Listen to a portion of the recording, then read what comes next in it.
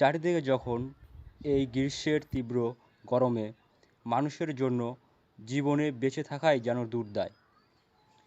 এমনও সময় নাটোর জেলা সিংড়া থানা বড়িয়া গ্রামে এর হাজিপাড়া পারিবারিক কবরস্থানে যেন এক বিরল দৃশ্য। মহান আল্লাহ তাআলার রহমতে কৃষ্ণচূড়া গাছটি তার রূপের ঝলক দেখাতে শুরু করেছে ইতিমধ্যে। গাছটি নতুন সাজে ফুলে ফুলে ভরে উঠেছে ইতিমধ্যে।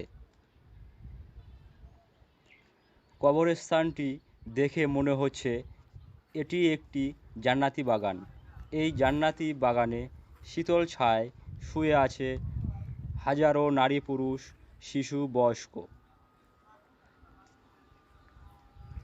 এ যেন এক আল্লাহ তাআলার রহমত ও নিদর্শন বহন করতেছে। এলাকাবাসীর কাছে অনেক পছন্দের ও প্রিয় এই ফুল গাছটি।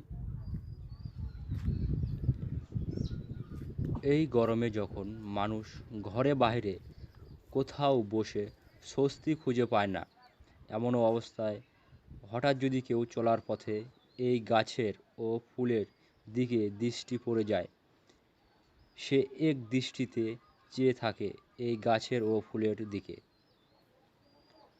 তখন মানুষ ভুলে যায় তার জীবনের ক্লান্তি।